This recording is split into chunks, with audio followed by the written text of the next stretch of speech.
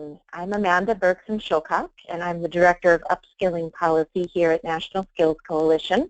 We're delighted to have you with us, and thank you very much for joining.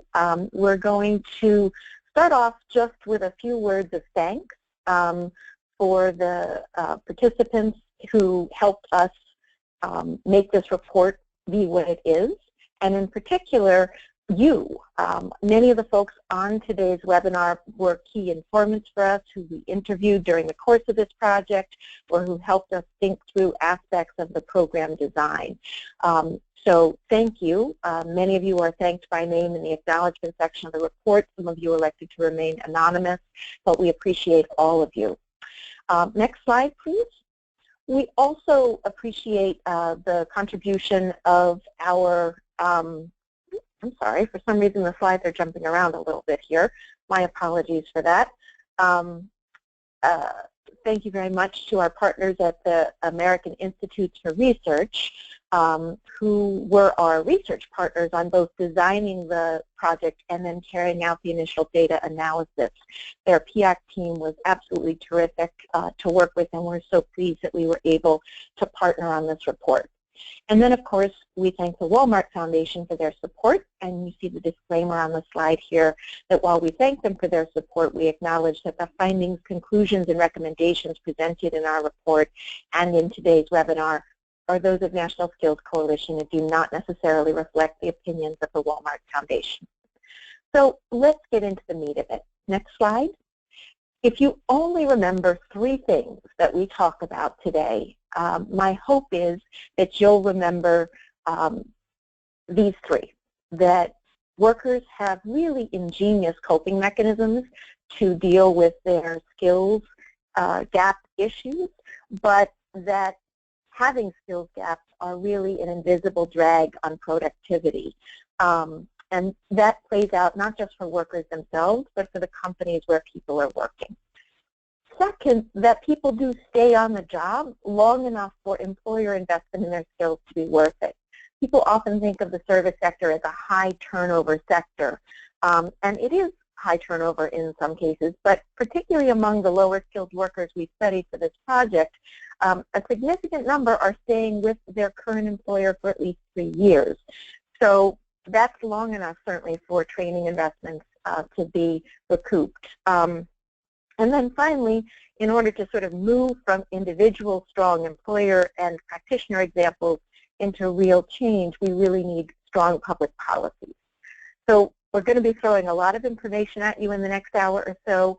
As Sylvia said at the outset, you will be getting the slides for today's webinar as well as the recording of today's webinar about an hour after the webinar ends today, so you will have these to refer back to, and I am going to go pretty quickly through some of the information as we are talking today. Okay, so let's move on. Next slide. We're going to start with what the data tell us, and in particular what the data tell us about worker demographics. First and foremost, the data set we use that this data is coming from is called the PIAC. Next slide. The PIAC is known as the program, or is the shorthand really, for the Program for the International Assessment of Adult Competencies. It is a cross-national effort that is overseen by the Organization for Economic Cooperation and Development, OECD. And for this report, we really look at the U.S. data only. You can learn more about the PIAC as a data source at the PIAC Gateway, and I put their website on the slide here for those of you who are not already familiar with this data source and might want to know more. Okay, my apologies for the jumpy slides. We do have tech folks working on that right now. We're going to move to the next slide and talk a little bit about who are we talking about in this report.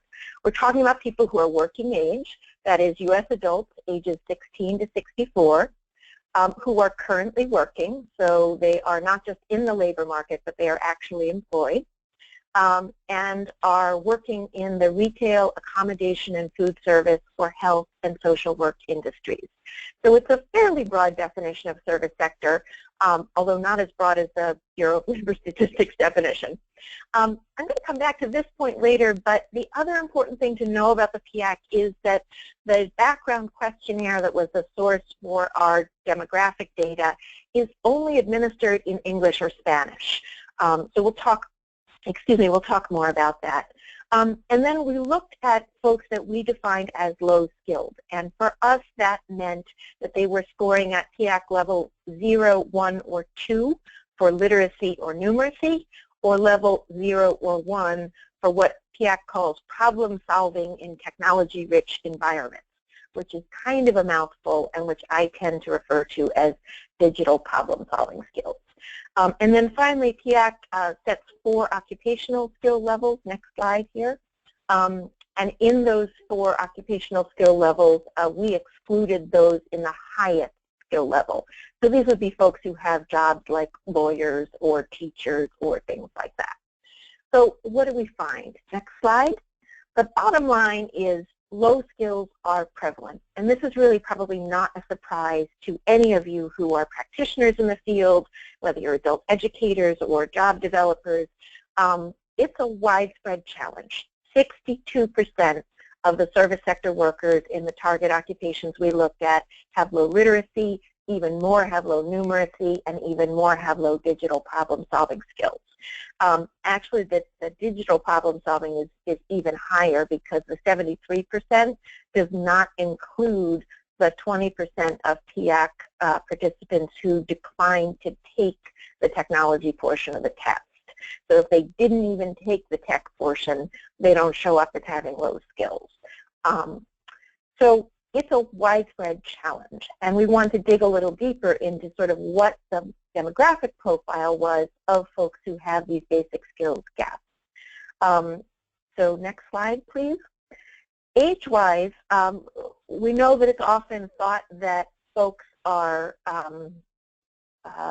especially in the accommodations and food service sector, are young workers, and there are young workers, but 3/4 of the service sector workers with low skills that we looked at are age 25 and older, including approximately half who are age 35 and older. So it's important to acknowledge that this is not really a youth issue, or not exclusively a youth issue, and I think that's important on a couple of fronts. Next slide here, please. And okay, great. So workers represent a diversity of racial and ethnic backgrounds, and you can see those broken out on the slide here. Next slide. About 1 out of 4 are immigrants, and slightly more than that, 29% speak English as a second language. Again, as I mentioned before, the PIAC background questionnaire is administered only in English and Spanish. So if, for example, you speak only Vietnamese or only Russian, you are not represented in this data set. What does that mean from our perspective? Well, it means it's probably an undercount of immigrant and limited English proficient individuals who are working in this field. Next slide. We see that 2/3 are parents. And again, probably doesn't come as a big surprise to those of you in the field who are working every day with adult learners and job seekers. But it's important, particularly because I know some of you are engaged in 2-generation work, and we know that low skills are not just a challenge for workers themselves in the workplace, but also for people in their roles as parents. And given especially what we know about the role of parents' literacy and educational attainment on the educational attainment of their children, this is an issue that stretches beyond the current working generation. Not a surprise, I think, probably to any of you, a majority of the low-skilled service workers that we looked at, as well as the majority of service workers in general in the United States, are women. And so it's like 61% in our data set. Okay, next slide. Okay, so I apologize. There seems to be a weird setting in the slide deck that wants it to move automatically, and that's why we have the slight jumpiness. My apologies for that. We'll do our best to keep it as smooth as possible for you on the rest of today's webinar. So key important information about low-skilled workers. Most have a high school diploma or equivalent. And again, for those of you who are adult educators and are doing this work every day in the field, this is not probably a surprise to you that folks either get out of the K-12 system and don't have the full array of literacy and numeracy skills that they need, or perhaps dropped out of high school, went back and got a GED, and that GED is an imperfect measure and reflection of the skills that they might need to have in order to have strong functional literacy and numeracy and technology skills in all three areas. So it's an issue that goes beyond just the sort of academic side, and I wanted to flag that here. We'll talk more about that as we get farther along. So next, I wanted to share with you one of the stories we heard from the key informants that we talked to in doing this project. So next slide. And the stories we heard many of them, and I flagged a handful of them here, some in the longer report. But we heard a lot of stories of people hitting a brick wall in their jobs because of lack of literacy skills. And sometimes because they were using pretty elaborate workarounds and coping mechanisms to hide the fact that they couldn't read well or that their math skills weren't strong, and sometimes because they were afraid, because they were in their comfort zone in a job and they were nervous about making themselves vulnerable and revealing that they didn't have some skills that they might need in order to go for a promotion. So let's move on to the next slide and talk about the employment circumstances of the workers that we're looking at. And actually, if we move 2 slides, we'll see that many workers are employed in small or mid-sized businesses. So what does that mean? A couple of things. First of all, if we think about people getting the option to upskill in the workplace, the smaller the company, the harder it is for that company to make time and, frankly, to have the budget to provide training in-house. So if you're at a small and mid-sized employer, you may have less opportunity to participate in education and training opportunities that your employer is offering or supporting. But you'll see also on this slide that an even higher number of low-skilled workers that we studied are working at locations with a small number of employees. So they might be part of a larger company, but at their particular shop or job site, they have a relatively small head count, and often 250 is the high end. Oftentimes we're talking about 100 or even 50. What does that mean for an adult education and skills agenda?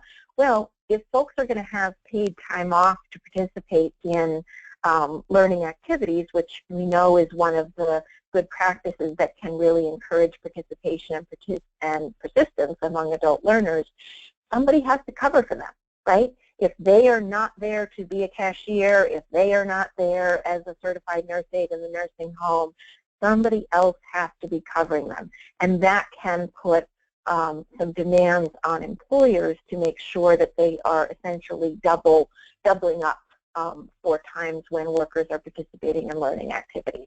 So those are some reasons that the size of the employer that somebody works at might affect their ability to participate in learning activities.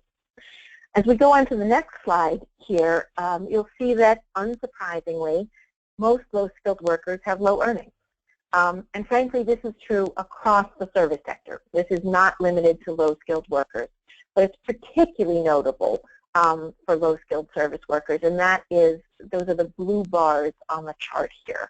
And you'll see that these are earnings divided into 5 quintiles, and the overwhelming majority, 4 out of 5 low-skilled service workers, have earnings below the midpoint in the 2 bottom quintiles. So it's a widespread problem across the sector. It's not limited to low-skilled people, but it certainly is significant for low-skilled people. So let's talk about what people are doing on the job. Next slide. So despite the fact that people lack these key literacy and numeracy skills, they're still being required to use them on the job, right? They have to read directions, they have to write memos, they have to calculate prices and budgets, they have to use the computer. And we heard a lot of pretty extraordinary stories in our key informant interviews about how people come up with workarounds for this, right? Sometimes they say, I left my glasses at home, or I'll take the memo to read at home tonight, meaning I'm going to have my spouse read it or my adult child read it. Sometimes people get their coworkers to talk to them about what they think the discussion is about or the memo is about, so that they can pick up the information orally. So people have all these really creative workarounds to deal with the fact that they don't have these crucial skills. But as ingenious as these workarounds are, those are extra costs. They're extra costs for the employee because they're basically, you know, sort of hustling to keep up with the fact that they have these skill gaps. But they can also be costs on their coworkers who they might be depending on, and on the business as a whole. So when we talk about that invisible drag on productivity, that's really what we're talking about here. And the next slide has an even more remarkable finding, and this is with regard to computer usage. So next slide. So we found that workers with low digital skills were actually more likely to be using computers on the job. So about half of all workers with low skills, including focusing on low literacy rather, were using computers on the job. 2/3, 68% of workers with low technology skills were nevertheless needing to use technology on the job. And we'll talk more about the implications of that in a moment. Next slide. So we also looked at whether folks are essentially still learning on the job. Are they gaining new things by being in their employment, or are they sort of stagnating? And we saw that actually a pretty remarkable percentage of folks are continuing to learn new things either every day, as you see here with the bright red pie slice, about 1/3 of people learning new things every day on the job, or at least once a week, and that's that bright orange pie chart, another 1 in 4 workers or thereabouts. Learning new things once a week. So people are continuing to stay engaged at the workplace and are continuing to learn. In addition, folks are continuing to teach. So next slide here. So it isn't just that people learn new things on the job, they're also teaching their coworkers. 1/4 of people are teaching their coworkers every day. Again, it's that bright red slice. And another 15% teaching people at least once a week. So we thought that was important to lift up, to really articulate that this isn't just about people who might be feeling sort of stuck and not engaged at the workplace, but it's people who are continuing to be engaged even despite their skills gaps. So next slide. So one of the most notable findings from my perspective was with regard to employee tenure, that is, how long people had worked with their current employer. And if you add together the blue and the green bars here, you see that 58%, so well over half of workers had been with their employer for at least 3 years, including 36% who've been with their employer for at least 6 years. So the good news here is it's worth it for businesses to invest in the employees because the employees are loyal and they're going to stay. The bad news is that this could also reflect people being kind of stuck, right? Because the classic way in the American labor market that workers move up and get better wages and better opportunities is to change jobs. And if people aren't changing jobs for years and years at a time, that might be an indicator that their skills are stopping them from being able to make those kinds of moves. Okay, next slide. This is another really key finding. 1/4 of low-skilled workers are supervising other people. So it isn't just about the workers themselves. It isn't even just about the worker the cost of the workers' low skill from the standpoint of their ability to get a promotion or to get better wages. It's also about the folks they're supervising, right? So imagine that it's somebody's job to do performance evaluations for the workers they supervise, or they have to develop a budget for their department. If they have limited skills, that's going to ripple out and affect more than just their own sort of work circumstances. And notably, among those who are supervising, as you'll see in the next slide, half of the supervisors are overseeing more than 6 people. So it's not a small number of folks that they are overseeing. And that's pretty notable as well. Okay, so that gives you a sense of the workers' demographics. It gives you a sense of what folks are contending with in the workplace. Now we want to talk a little bit, and as we go to the next slide, about the efforts that workers are putting in to upskill. How are they working to improve their own skills and abilities? And as you see in the next slide, we found that more than 1 in 3 workers, 39%, had recently, that means in the last 12 months, pursued a learning opportunity. Now that could have been a formal degree or certificate. About 27% of folks had participated in a formal diploma, degree, or certificate program. Or it could have been a more informal, a seminar people attended, on-the-job training in a formal sense, not in an informal sense, as we talked about before. So there is energy and enthusiasm for workers to engage in upskilling opportunities. And as you'll see in the next slide, most of the reason that people do this is because of job-related reasons. So if we go back one slide, you'll see that, yeah, so 62% of people who participated in non-degree learning opportunities were doing so for job-related reasons, right? And so the required to participate, we don't know any more about that. That could be, for example, I work for a cafeteria or a food service company. I had to go to a ServSafe certification to make sure that I could do safe food handling. It could also mean, in the case of folks who are coming out from the correctional system, that they had, for example, a probation officer that was requiring them to be enrolled in a GED class or something like that. We just don't know more about the required to participate number.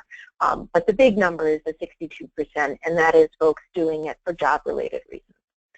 The next slide looks specifically at people who were in degree or diploma programs. And this slide is a bit complicated, so I want to break it out.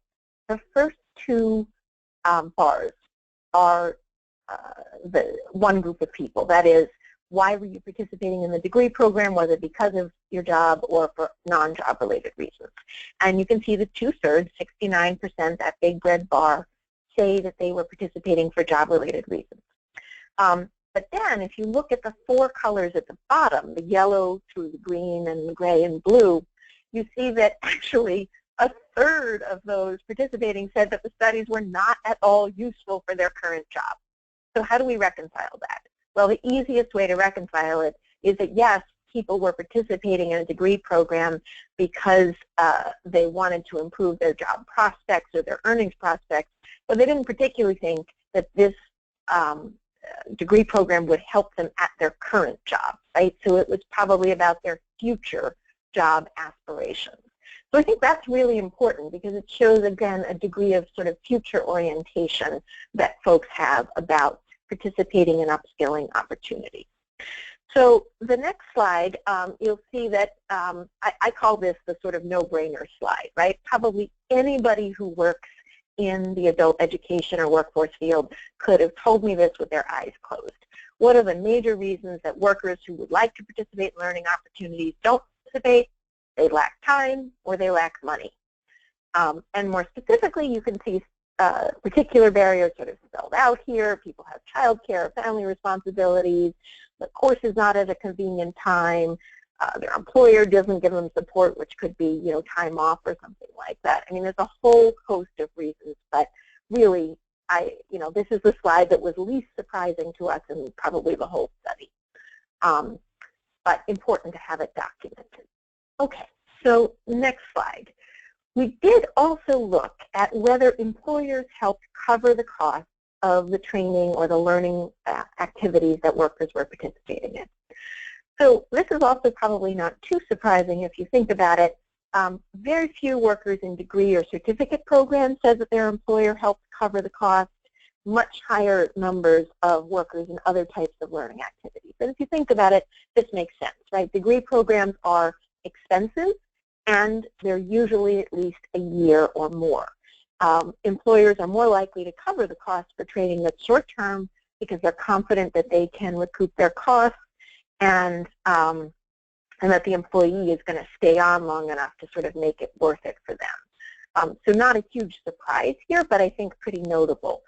And you'll see by the footnote here, obviously this only has to do with the folks who had costs associated with the learning activity that they did, right? Some people enroll in learning programs that don't cost them any money. Okay, so we also looked at the role of technology. And in the next slide, you'll see that in the PIAC data, we saw that only 13% of workers reported participating in any kind of open or distance education program. And in our key informant interviews, we heard some really varying stories and takes on this. In the next slide, you'll see some of the concerns that we heard. So two concerns that we heard a lot were entry-level classes, particularly in community colleges, are getting put online. And if students aren't already confident in their ability to navigate the college landscape, having an online-only class can be just one more barrier. On the other hand, we also heard some more sort of optimistic takes about technology. And as you'll see exactly in the next slide, we heard some great stories, and you'll see one of them on the slide here, of how workers were using either cell phones or tablet computers or other kinds of technology to engage in blended learning, where sometimes they were either using the tool to do something or perhaps participating in an online class that also had an in-person component. So the blended learning approaches were the ones that had much more robust support among the key informants that we talked to. In the next slide, you'll see that we're going to get into talking about some of the specific employer examples that we heard as we were conducting this project. So that's kind of the end of the data piece. And the data piece, again, is based on that PIAC data. And now we're going to get into some of the information that we uncovered in the interviews and the research that we did for other parts of this report. So the first example comes from the Boston area. It's the Beth Israel Deaconess Medical Center, and you'll see in the next slide.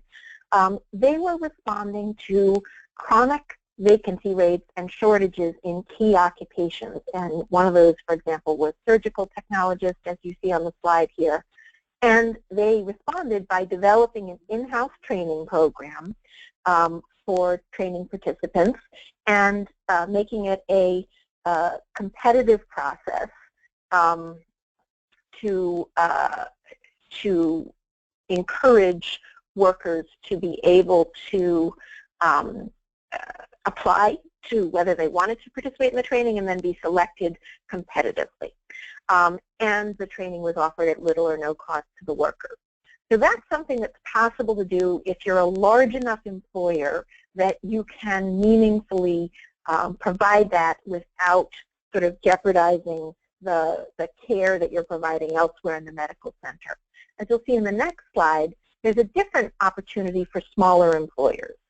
So small and mid-sized employers that may not be able to provide in-house training can participate in sector partnerships that bring together multiple employers in the same industry along with a training provider and other partners, could be a workforce board, could be a local foundation, to identify the training needs across the different employers and then what we call aggregate the talent demand, right? If you're going to order, if this company needs 3 workers in this area and this company needs 3 workers and this company needs 5 workers, then altogether, you know, how many workers in this occupation could we be training and be confident that they would find jobs at the end of that training. And the particular one that we highlight here is the Best Corporation, the Hospitality Training Center, also in the Boston area, and they are a labor management partnership. Sector partnerships don't have to be a labor management partnership, but they can. And LMPs are notable in that it is a partnership between a labor union and the employers with whom where the union members are working and where they have collective bargaining agreements. And they're typically funded out of a piece of money that's agreed to in the collective bargaining agreement. So the workers are giving up a small fraction of salary and the employers are making that contribution to the training fund. So as we go to the next slide, you can see that another opportunity that employers have to support upskilling of their workers is to be the partner for a registered apprenticeship program. Most of us think of apprenticeships as being a building trades kind of a thing. You think of it as an apprenticeship for electricians or for pipe fitters or something like that. But really in the past few years, there's been a tremendous increase in apprenticeship and work-based learning opportunities outside of the building trades.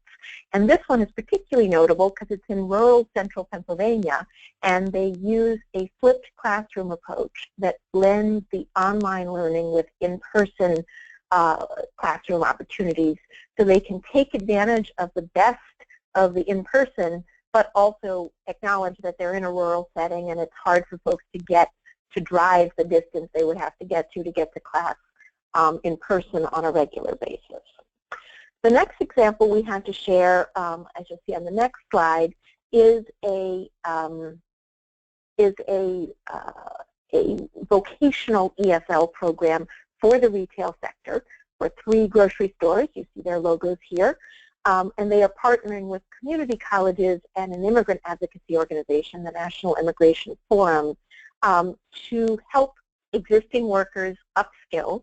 There's a close connection between increased skills and job promotion, and they've also been very rigorous about gathering outcome and impact data. And then finally, participating in integrated education and training models, as you'll see in the next slide, is a terrific opportunity for employers to partner with sometimes nonprofit community-based organizations, sometimes community colleges, or both. IET first got famous about 10 years ago when Washington State pioneered it as the IBEST model that some of you may be familiar with. The 2 examples we're sharing on our slide here, Friendly House is in Phoenix, Arizona. International Institute of Minnesota is in Minneapolis, St. Paul, and they both partner with employers and in the International Institute's case with a community college, St. Paul College, to provide integrated education and training approaches. And then finally, the last is the industry recognized certification, as we see in the last slide of the employer examples here. 2 examples. One, Building Skills Partnership, which is another labor management partnership in California. They created a pioneering green janitor program so that janitors who work in environmentally friendly LEED certified buildings could be certified as janitors who could be energy efficient, who could be careful in their disposal of light bulbs and cleaning fluids and other waste, so that building owners could market their building as being environmentally conscious, not just in the design of the building, but in the building and janitorial staff. And the other example here comes from McDonald's, which through its Archways to Opportunity program allows workers to not only have the opportunity to participate in high school equivalency classes, but to also earn recognized credentials, and the one we've noted here is a Certified Professional Food Manager credential. So as you'll see from these examples, there's a range of different ways that employers can partner with nonprofit adult education and training providers to help their workers upskill either on-site at the company or in collaboration off-site with a training partner. And we did hear some wonderful stories, as you just see in the next slide here, of the payoff of these kinds of programs, right? That if you have a strong program, it leads to strong outcomes for the participants. And you'll see here one example that we heard from an adult educator, and in the next slide, you see another example from a student who learned some English, was able to be promoted into a much higher level job, and then needed to come back a few years later to beef up his English writing skills.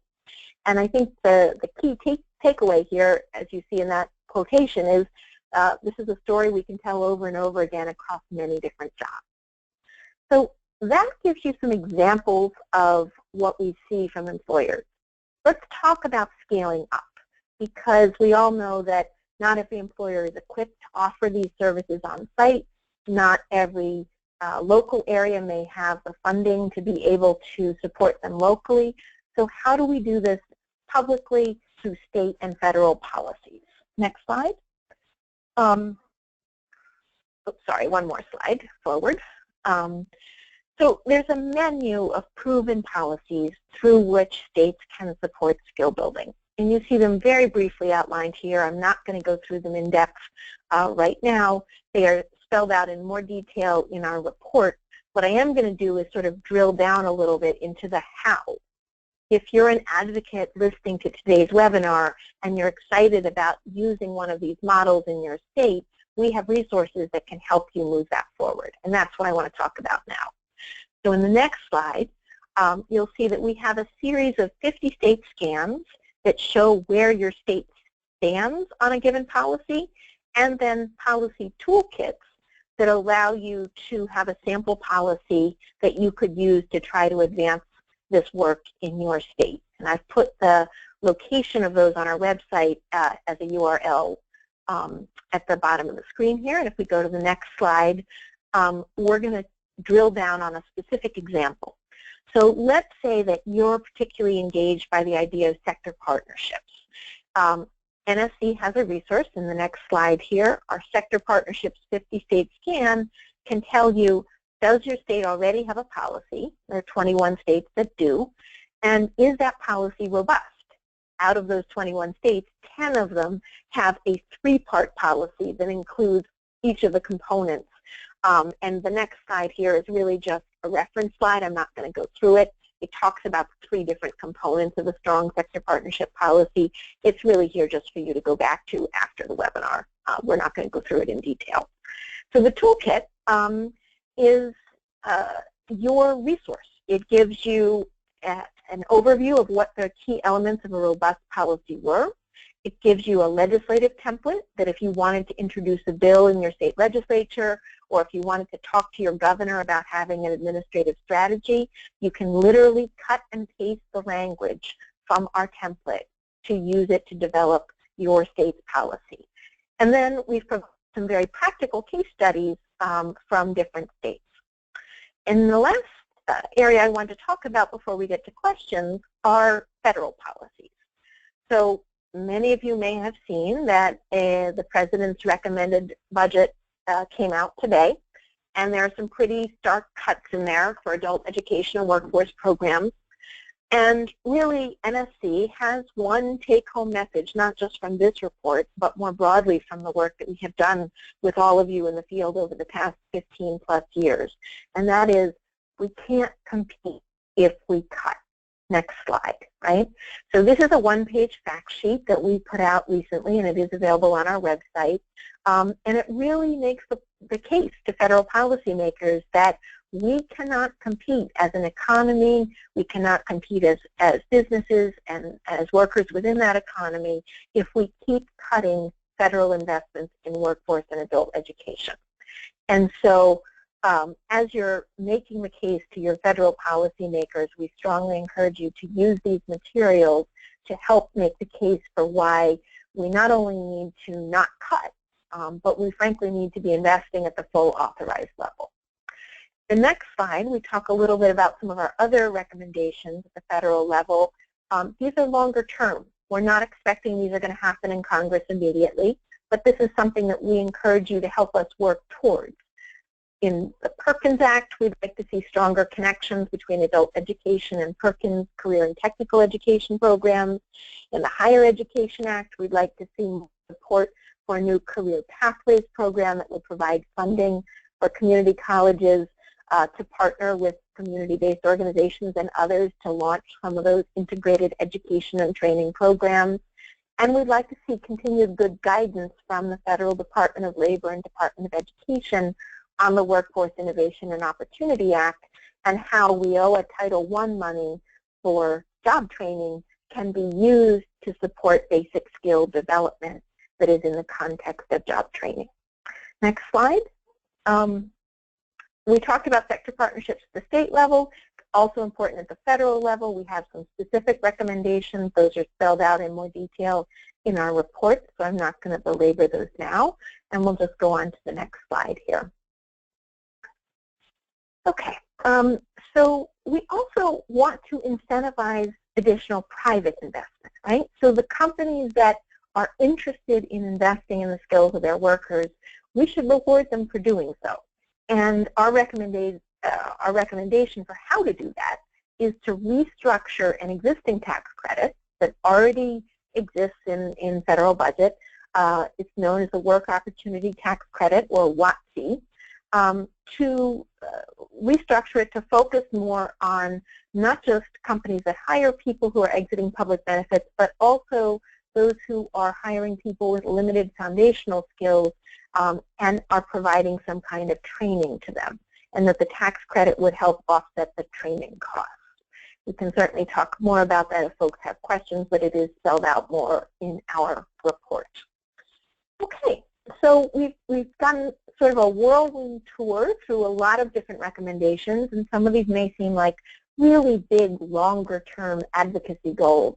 So I wanted to end with some very bite-sized ideas and recommendations. As you'll see on the next slide, we have 3 very bite-sized advocacy opportunities. If you are a direct service practitioner, if you're a community college, a nonprofit organization, make sure that your elected officials are receiving your organization's newsletter and your other publications, and invite them to visit your program or organization. Many of you may already be doing this. In that case, this is really just a reminder for the importance that you really need to connect the dots for them between the needs of their constituents, the services you're providing, and the importance of the policies at the state and the federal level that they need to support and invest in. And we also invite you, if you're interested in joining a constituent call, to be on the phone with 3 or 4 other constituents from your state or your locality to talk to policymakers about the importance of investing in adult ed and workforce, to reach out to NSC and let us know that that's of interest to you so that we can put you on the list for those future engagement opportunities. So these are more bite-sized opportunities. We also have some resources. Next slide here. I talked before about some of the individual little one-pagers. We have another one on adult education as a foundation for middle-skill jobs. And of course, we have the publication, the report that this webinar is describing. Those are both on our website. And really helpful to have them as either leave-behinds for visits to policymakers or something you can drop into the mail with a note to the staff member at your legislator's office or to somebody you know in the governor's office to sort of alert them to the good work that you're doing on the ground and the policies that make that work possible. So it may seem like a very tough time, certainly at the federal level, to be advocating for adult ed and workforce, but I wanted to leave you with this, and you'll see in the next slide, what we do know is that advocacy works, that when we speak up for adult education and for workforce development, that policymakers hear loud and clear why this matters for their constituents and in their districts. So with that, we're going to stop and we're going to take some questions. I see that some folks have already been typing into the chat box, which is wonderful. If you've been holding your question, this is a great time to type it in, and we will certainly go ahead and answer as many as we can. So one person had requested that they get an email of the presentation. Don't worry, that will certainly be happening. Everybody who signed up for today's webinar will get the slides and a recording of the slides about an hour after the webinar ends today. Another person, Amber, asks, what would an example of a high-paid service worker be? Well, one example could be somebody, for example, who's a hotel manager or somebody who is working at a high-end restaurant. If somebody is either working in a relatively high-level position or is working a large number of hours, they would have earnings that would be above the median. We did not put dollar amounts in because that's not something that was available to us in the analysis we were doing. So I mentioned that just to say that the earnings data we provided was relative, right? It was low-skilled service workers have relatively low earnings compared to all low-skilled workers. So that's the comparison that we were doing. Let's see here. We had a question, another question about copies of the slides. Yes, folks will definitely get them. Okay, so a great question from Emily, who says, our state workforce policies focus on supporting jobs that earn $13.47 per hour or more. The result is that many service sector employees and employers are not able to access workforce programs and funding. Any thoughts on how the service sector can attract the attention of policymakers to support training for low-skilled workers in the service sector? Well, there's a lot going on in that question, Emily, and I think the two prongs of my answer are going to be, number one, sometimes it's easier to be creative about funding adult ed and workforce services out of other pots of money that are not the Workforce Innovation and Opportunity Act, right? So some states are doing really interesting work around using community development block grant or community services block grant money. Some states have state-level appropriations. So in some cases, even if there are hourly earnings restrictions on the workforce money, you can get support for upskilling using other pots of money. But the second question is, what do the on-ramps look like? And can you make the case to your state policymakers that people might be in low-skilled and low-wage jobs right now, but with training, you can prove that people will move up into higher earning positions over time. And that's where data comes in. And being able to really show with hard data what folks move into is critically important. So I would encourage you all to check out the very simple one-pager that the National Immigration Forum produced for that retail vocational English program that I talked about before. It's on an earlier slide, but the National Immigration Forum released a one-pager that summarized the outcomes data from that retail English program. And it shows data on the promotion rate and the wage increases that workers have as a result of participating in those programs. So those are the two recommendations I can make. It's a thorny problem. It's not going to be solved by either one of my answers completely, but hopefully that gives you some guidance. So great question from Mick here, asking, are most of these training and education classes held at the work site or off-site at a community college? So I'm not sure whether Mick was asking about the classes that people in the PIAC data reported that they were participating in, or the employer examples that we were providing. If you were asking about the employer examples that we provided, most of those examples happen outside the work site. Some of them do happen on site. The Best Israel example is one of the most notable. If you're asking about the PIAC data, the PIAC data does not collect the question of where was your class located. Was it located at your employer, or was it located somewhere else? So we don't have that data from there. Let's see.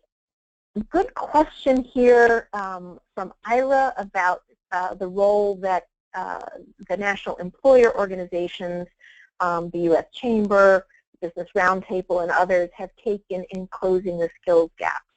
So there have been different sort of on-ramps to this conversation. The National Retail Federation, for example, is working on the retail issue, both by trying to encourage more widespread adoption of its credentials for retail workers, but also by engaging in other aspects of the upskilling conversation. And then There are groups like the Chamber and certainly the Business Roundtable that have board members and others who are engaged in upskilling conversations. Former Governor John Engler who's a Midwestern governor, now no longer in office, is somebody who's really been a leader on saying what's the business role, what's the business voice. The U.S. Chamber of Commerce Foundation released a really interesting document about 1.5 years ago called Talent Pipeline Management. And essentially, they compared workforce pipelines to supply chain pipelines, and their argument was, hey, employers, you need to be paying as much attention to the pipeline of qualified workers and the training pipelines that lead people to you as you do to the supply chain for other factors in your business. And I think that's important because we in the workforce and adult education field, we're comfortable and familiar coming at this from the human capital perspective, from the human being level of why is training important and why does it matter. It's also important to be able to sort of code switch into language that's more comfortable for people who are experienced in thinking about supply chain issues and budgeting issues and may not be coming at it from the sort of human capital development angle. So that's something I would point people to. So we had a question about lack of English skills as a barrier. It's certainly true that came through loud and clear in a number of the specific examples that we heard. I will say that English skills are easier to measure and in some cases easier to remedy than some of the other skill gaps that we see. So I could have made this report much longer by including many, many examples of really excellent programs that are around English language instruction. But I wanted to keep the webinar to a manageable length. So it's certainly true that English can be a significant barrier. It's also true that we have some really excellent interventions to address that as a barrier. Okay, let's see. Thank you for those of you who have chimed in with comments saying that you found this webinar useful. So there's a question that, from Laura about being a for-profit and having trouble getting sort of looped in as a subcontractor in grant opportunities. And I guess the short answer that I would give to you, Laura, is generally folks are most likely to come to the table when you can show them that you bring something that they aren't already getting from another source. So maybe having you as a partner in their grant proposal makes them more competitive for getting funding. Maybe you with your employer partnerships can help them get better data to show the outcomes of participants. Whatever it is that you bring to the table that they can't get elsewhere is probably going to be the prime motivating factor for them in partnering with you. So we have a question from Natalia about what percentage of supervisors in the service industry are low skilled. I think that's a really good question. We didn't look at what percentage of supervisors are low skilled. We looked at what percentage of low skilled workers are supervisors. But I would love for somebody to look at the other questions. So that would be fantastic. Okay, other questions? Question from Ira about cuts in federal funding. What evidence do we see about employers recognizing the need to pay for upskilling? You know, there's a two-part answer to this question. One is, yes, employers can and should recognize this, and some people call them high-road employers, some people call them employers engaged in training, certainly are. There are 700 employers that are part of National Skills Coalition's Blue affiliate, which is Business Leaders United for Workforce Partnerships. But really, when we're talking and thinking about scale, you can sort of talk all day long about individual employers, and they are critically important, but public policies and public investment are really important in making sure that these interventions can be brought to scale. And policymakers need to hear loud and clear from folks that these interventions matter and that these investments matter, particularly now as we are in this very contentious political moment in terms of in terms of the federal budget debate. So we have time for one last question here, and I'm going to take it from Bob Papanetti in Ohio. And Bob is asking, are we aware of incumbent work training programs between multiple employers? That is, an employee increases their skills and moves to another employer, sort of an external career pathway. So the short answer is I am certainly aware of that happening informally. That is to say, there could be a sector partnership policy or sector partnership where there are, for example, lower-level healthcare jobs available through a home health agency, and then folks move up and they're able to take a job in a nursing home or in a hospital at a higher-level position. Off the top of my head, I'm not thinking of one that has a structured pathway that sort of spells out to the employee, first you work here doing this job, and then you work here doing that job.